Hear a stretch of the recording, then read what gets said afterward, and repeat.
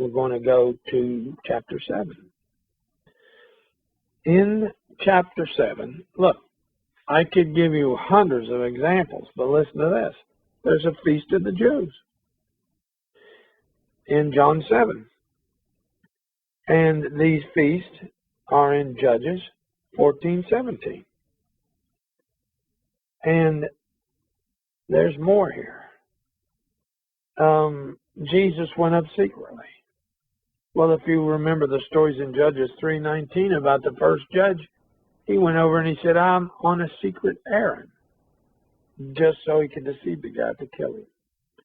But let's look at the proof where we won't have to spend a lot of time on John chapter 7. John 7:24. Let me see if I can find it here. Because in John 7:24, judge not according to the appearance. Now we're matching to the 7th book of the Bible, which is Judges. Judge not according to the appearance, but judge righteous judgment. Now wait a minute. There's 3 judges right there. Judge, judge, and judgment.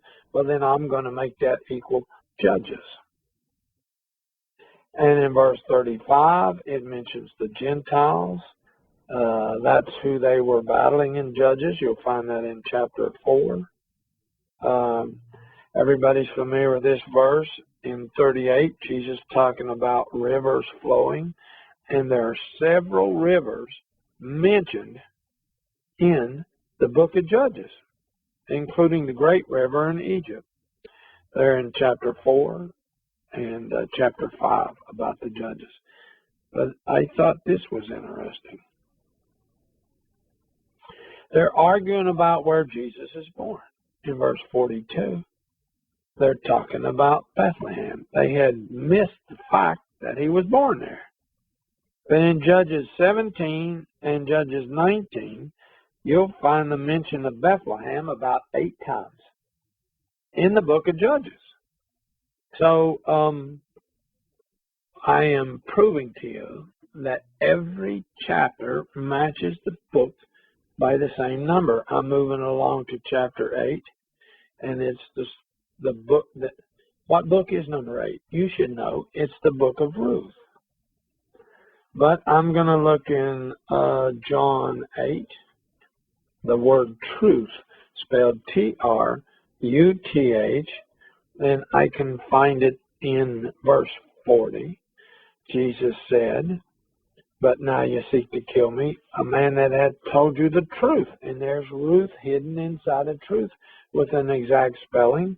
And you also find it in verse 44 and verse 46. Now I'm going to talk about something that's just a little touchy, because people do not understand the parallels that are in Scripture. When God goes 1, 2, 3, 4, 5, 6, 7, if he goes to number 8, it's just going to be an octave and a parallel of 1.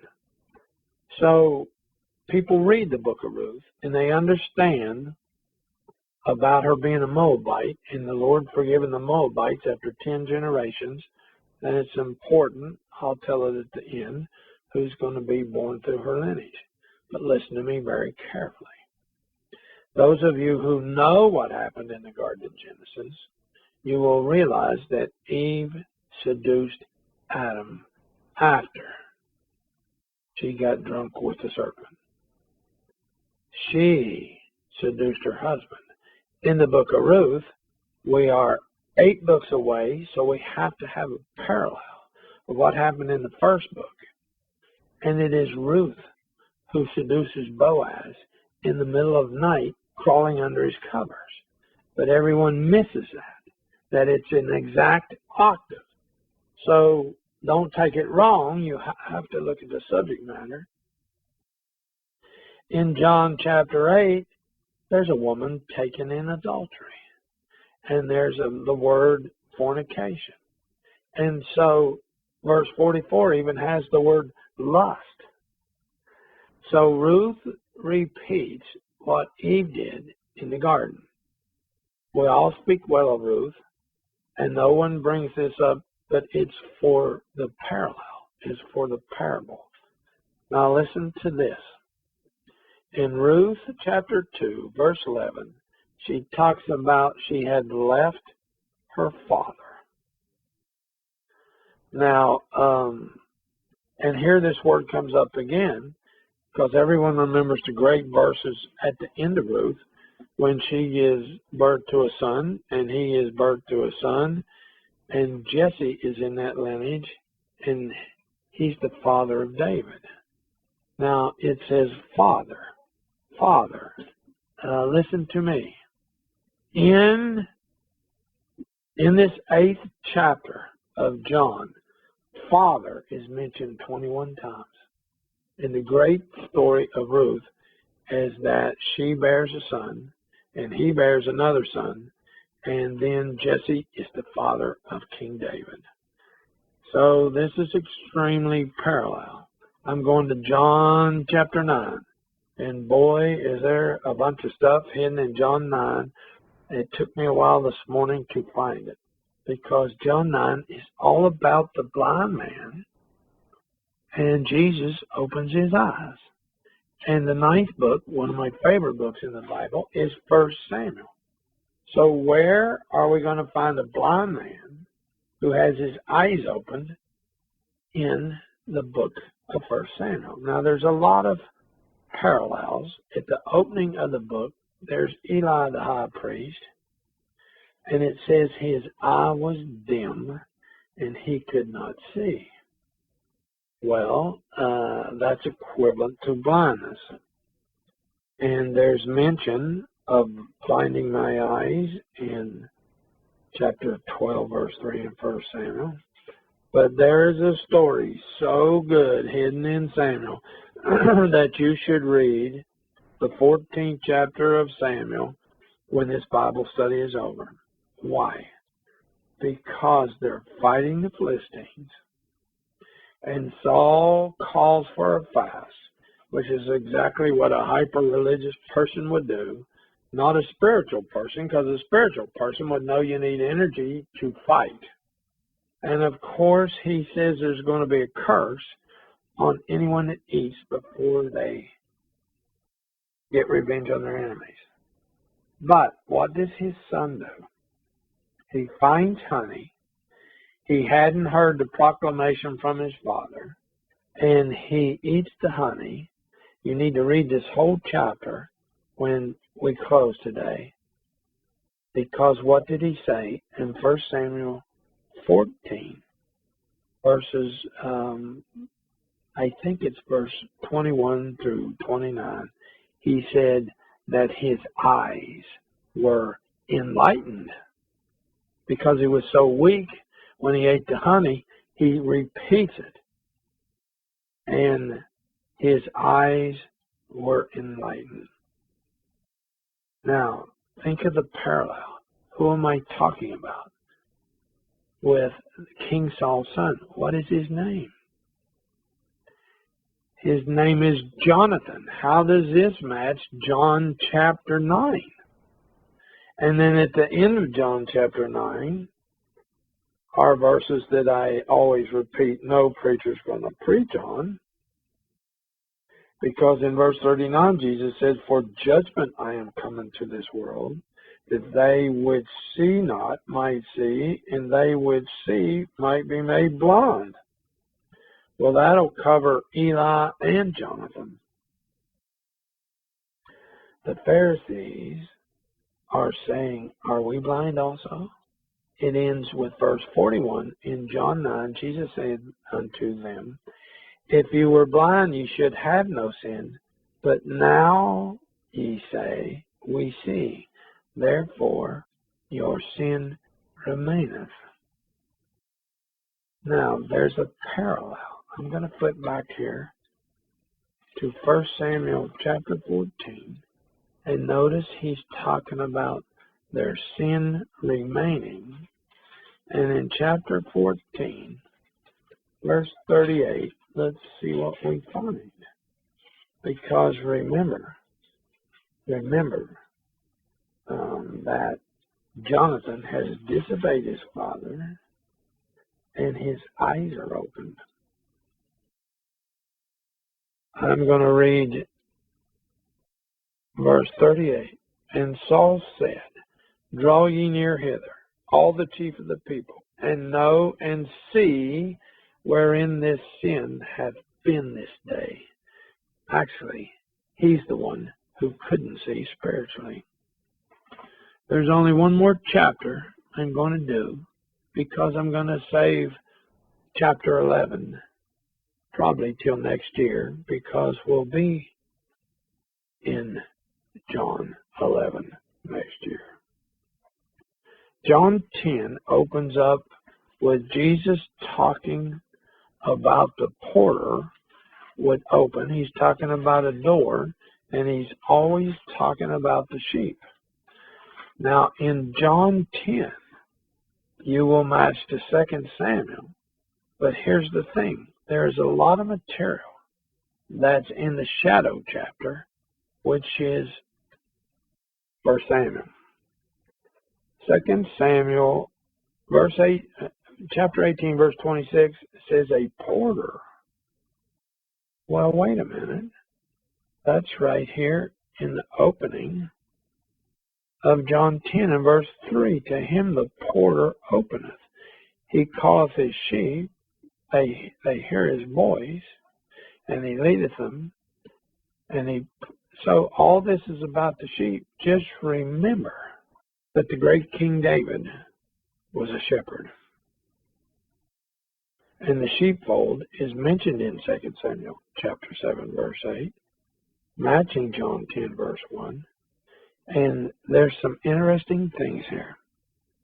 I want you to notice in the first verse, he says, He that entereth not by the door into the sheepfold, but climbeth up some other way. This is matching 2 Samuel. But do you know what's in 1 Samuel? Have you read the scriptures?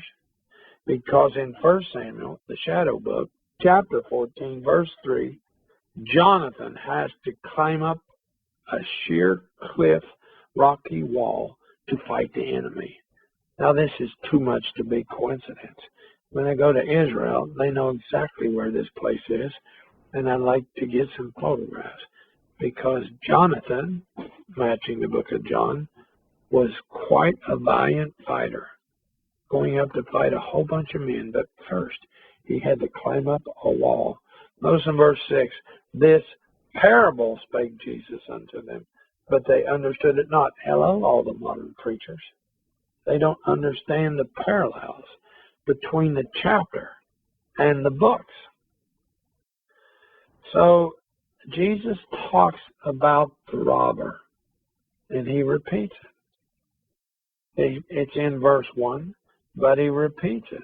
In verse 8, all that ever came before me are thieves and robbers. This is matching 2 Samuel, but guess what's in the shadow book? 1 Samuel. Well, 1 Samuel 23:1, the Philistines came to rob at the threshing floors. So they wanted to rob, but in 10:10 it talks about the thief came to kill. That's the Philistines. So there is so much in here. You can do some research on your own, but I see so many parallels to 2 Samuel. John 5 mentions a stranger. And you'll find this word in 2 Samuel. And in 2 Samuel, David is likened to a bear who's been robbed of the little bears. It's a word that you won't recognize called whelp. So in John 10:22, it says that all this occurred, and it was at Jerusalem, the feast of the dedication, and it was winter. Well, now this is an exact match. Here's the name of Jerusalem, but in 2 Samuel, this is when David goes and takes the city away from the Jebusites, and this is the beginning of Jerusalem. Where? 10th book of the Bible, matching the 10th chapter of John. So it says that, and you can look this up in 2 Samuel chapter 5, verse 6. Now notice it says that they were in Solomon's porch of the temple. This is the 10th chapter of the book of John. In 2 Samuel, 10th book in the Bible, this is where Solomon is born. There is no Solomon until we get to the 10th book, 2 Samuel, chapter 12, verse 24. Now, the way this chapter closes, and don't miss that important verse in 10:35, the scripture cannot be broken. But this chapter ends with, they want to kill Jesus. But in verse 39, he escaped out of their hand. And you may remember in the shadow chapter, 1 Samuel, that David was constantly escaping Saul, who wanted to kill him. And you can read more about this if you'll go and study these chapters. And I'm going to end this Bible study by going back to 1 Samuel, to one of my favorite places in the whole Bible. I'm going to 1 Samuel, chapter 22. And I think about this verse quite often. And hopefully, I'll apply it to you today. This is 1 Samuel, and it's chapter 22. And I'm going to read the second verse because David went down to the cave at Adullam. I got close to the cave at Adullam, but I was with a religious fanatic from South America, and when he went into the kibbutz, the little Jewish settlement, he made too big of a racket and too much excitement, so they called the military, someone did. And when we're looking through the fence, I'm going to get a photograph of the caves of Adullam. Here comes an Israeli helicopter and hoovers in the air at some distance, pointing all their weapons at us. So I got my camera out to just show them we were taking a photograph. I'm glad somebody didn't have an itchy finger on the machine guns that they can fire from the helicopter. When I go back, I'm going to have someone take me over to the cave of Adullam. But let's see. That's where he went to hide.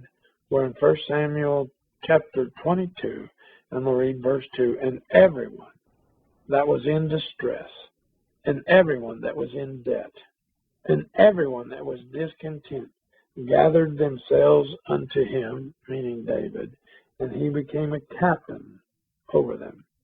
And there were with him about 400 men. That was the beginning of his army. But notice, people were in problematic lifestyles, and they said, we're just going to drop our problems, and we're going to go and join up with David. Where? In a bunch of caves. Everyone that was in distress, everyone that was in debt, everyone that was discontented, all of them start with D. What they do? They gathered themselves unto him, and he became a captain over them. There with him about 400 men.